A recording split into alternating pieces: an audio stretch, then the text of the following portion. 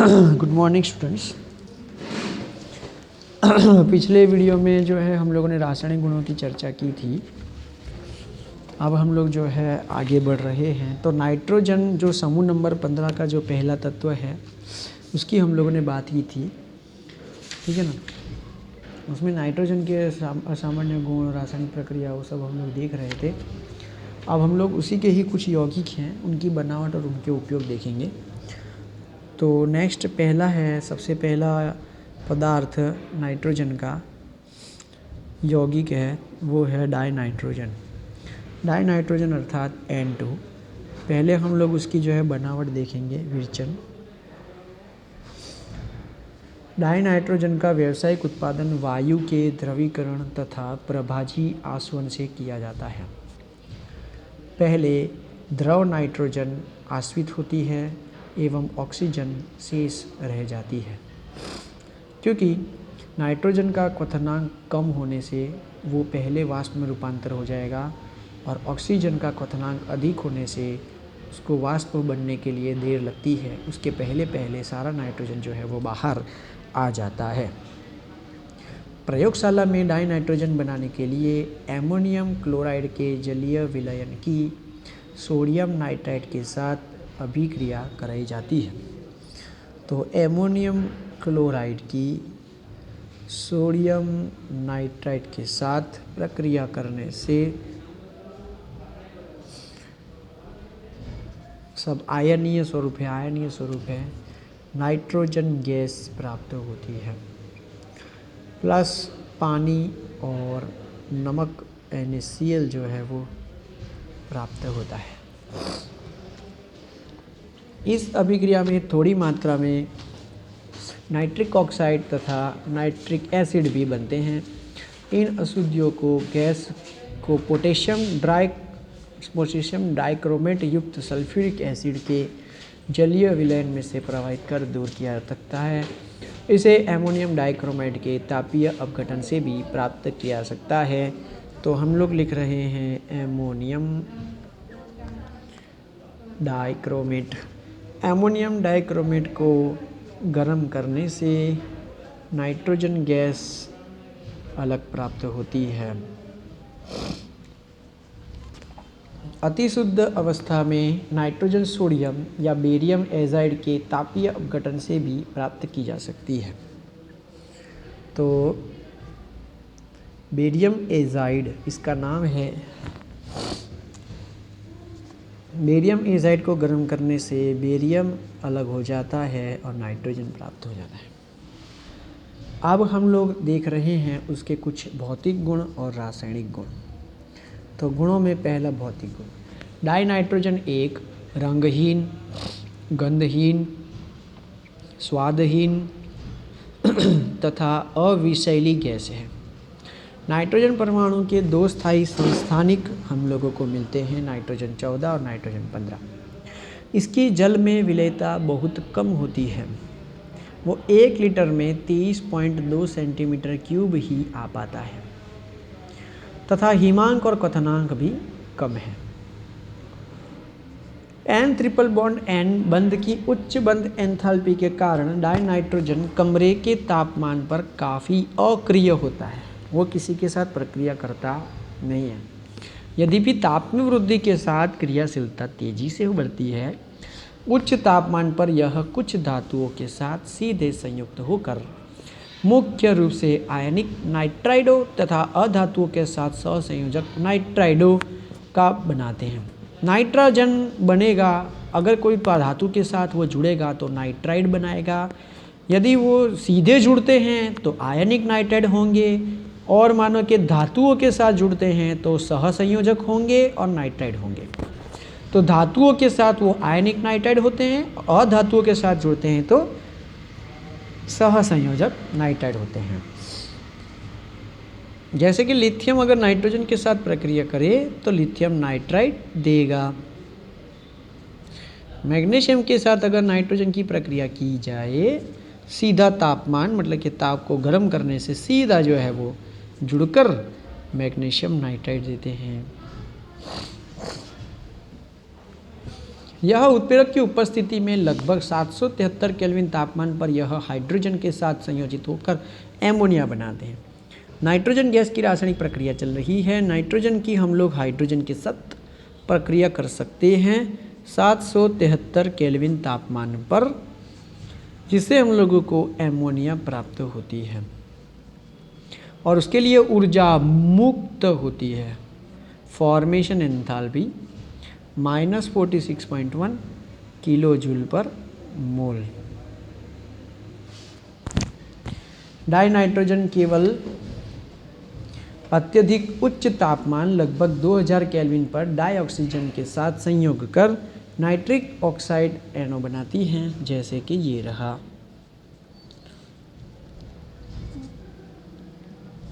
तापमान अधिक होगा ना पृथ्वी का, तो ऑक्सीजन नाइट्रोजन के साथ प्रक्रिया कर देगा, नाइट्रोजन की कमी हो जाएगी, नाइट्रिक ऑक्साइड बन जाएगा। चलो इसके उपयोग क्या हैं। मरी क्यों खबर नहीं क्यों। डाइनाइट्रोजन का मुख्य उपयोग एमोनिया तथा नाइट्रोजन युक्त अन्य औद्योगिक रसायनों जैसे कैल्शियम साइनेमाइड के निर्माण में होता है।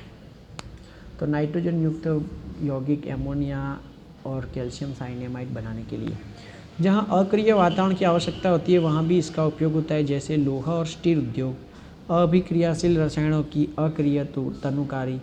द्रव नाइट्रोजन का उपयोग जैविक पदार्थों एवं खाद्य सामग्री के लिए प्रशीतक के रूप में होता है और क्रायो सर्जरी में भी देखने को मिलता है। ठीक है। इस पदार्थ के बाद नया पदार्थ है नाइट्रिक अम्ल। तो नाइट्रिक एसिड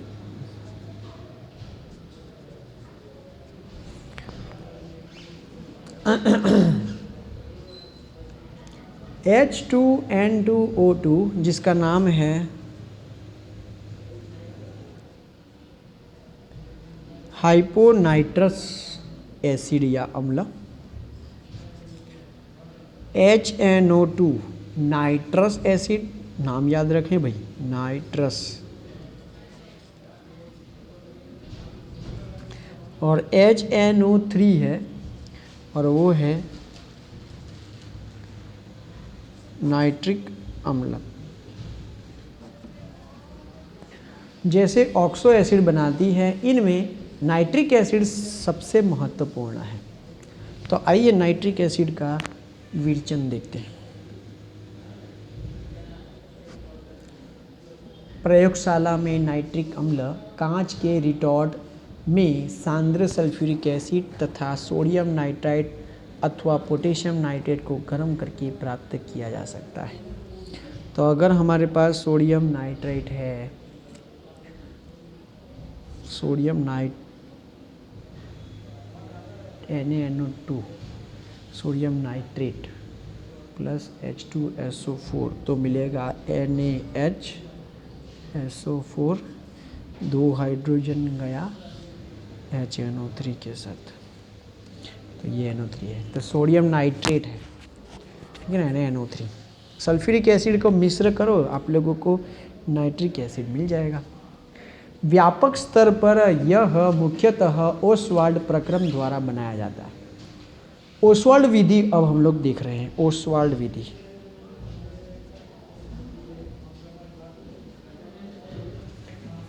यह विधि एमोनिया के वायुमंडलीय ऑक्सीजन द्वारा उत्प्रेरकीय ऑक्सीकरण पर आधारित है। तो एमोनिया लेंगे और वायुमंडलीय ऑक्सीजन हम लोग लेंगे और उत्प्रेरक इस्तेमाल करेंगे हम लोग। 500 केल्विन तापमान और 9 बार ताप, तो हम लोगों को मिलेगा NO नाइट्रिक ऑक्साइड और 6H2O।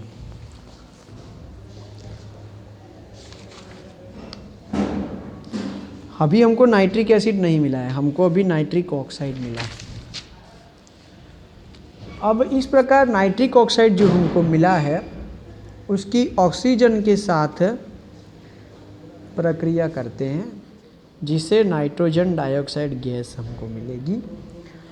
ये नाइट्रोजन डाइऑक्साइड गैस पानी में घुलकर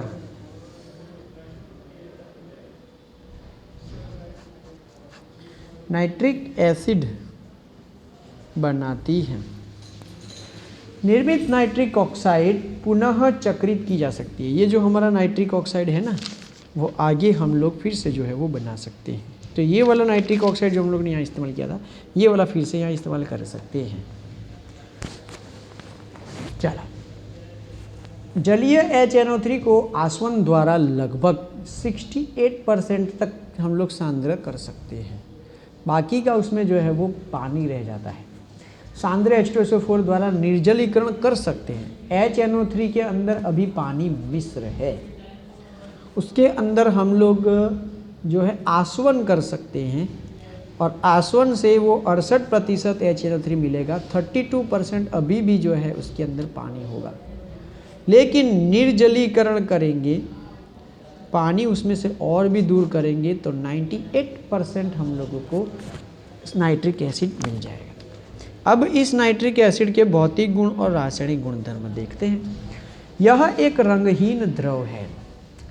प्रयोगशाला कोटि के नाइट्रिक एसिड में HNO3 68% द्रव्यमान होता है तथा इसकी विशिष्ट घनत्व 1.5 होती है।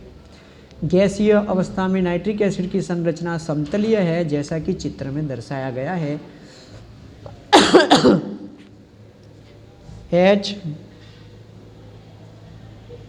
HNO123, ठीक है, ये है।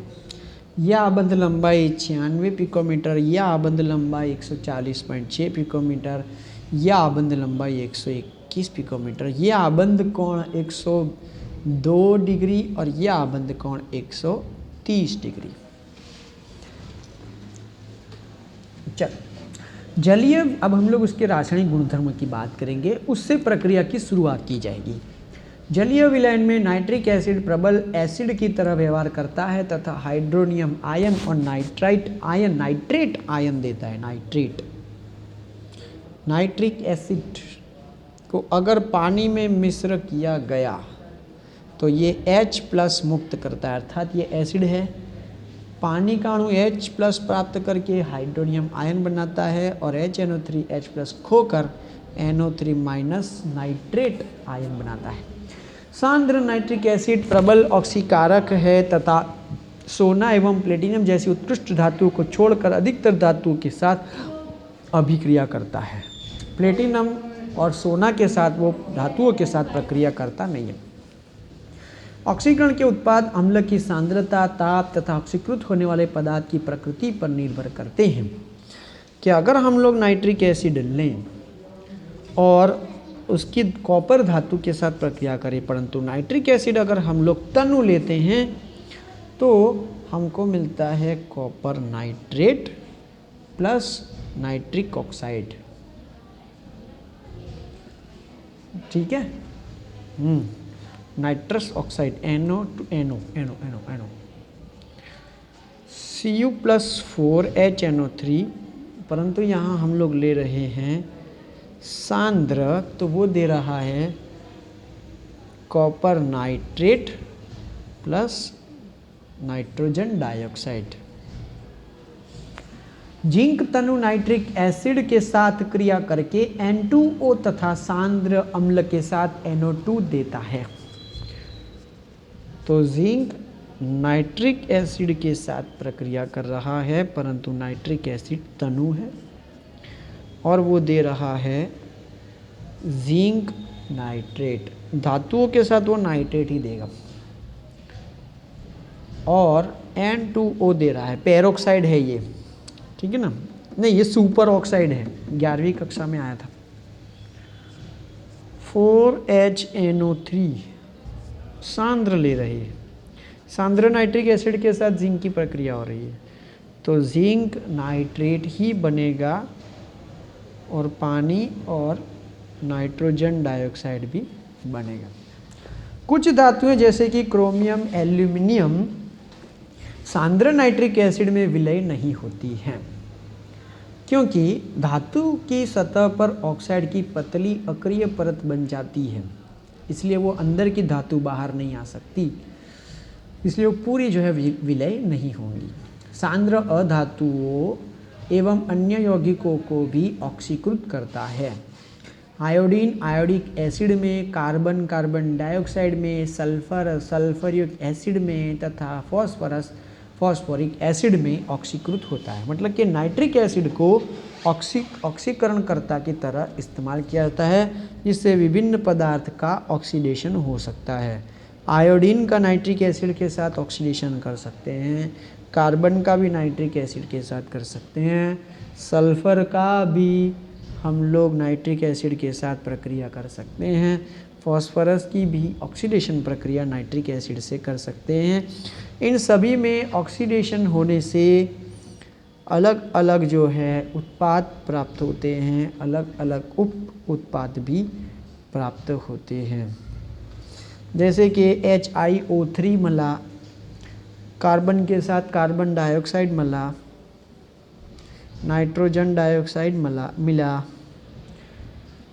यहाँ पर सल्फ़र के साथ इसने सल्फ्यूरिक एसिड बनाया, नाइट्रोजन डाइऑक्साइड बनाया और पानी बनाया। फॉस्फोरस के साथ उसने फॉस्फोरिक एसिड बनाया, नाइट्रोजन डाइऑक्साइड बनाया 20 मोल और 4 मोल पानी बनाया।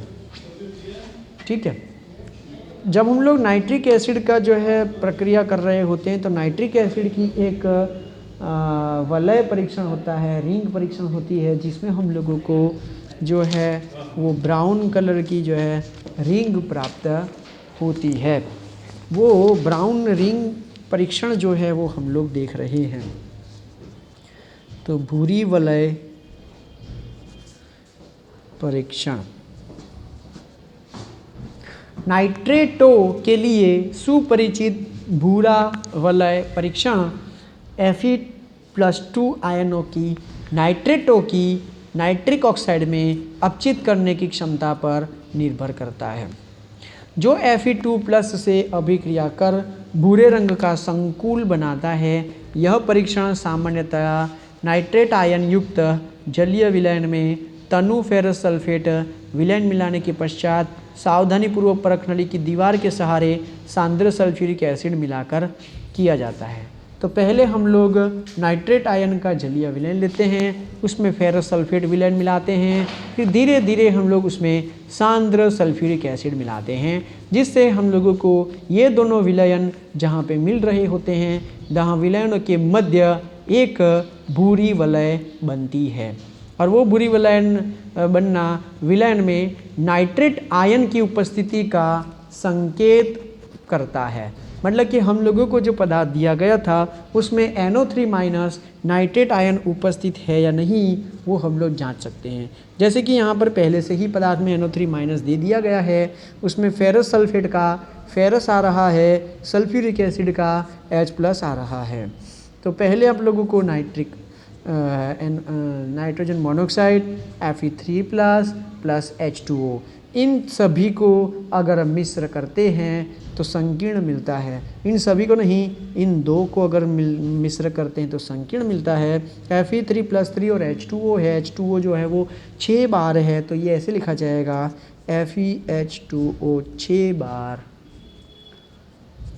+2 और NO अभी हमारे पास है, प्रक्रिया भी चल रही है। धीमे धीमे ये जो है पानी का एक अणु दूर होकर NO को प्राप्त कर लेता है और ये भूरा रंग का हो जाता है, अर्थात ब्राउन रंग हम लोगों को देखने को मिलता है। ब्राउन रंग जो है वो इस पदार्थ की वजह से होता है, इस जो है विलयन की वजह से होता है। ठीक है, तो ये था आप लोगों का नाइट्रोजन डाइऑक्साइड और नाइट्रिक एसिड।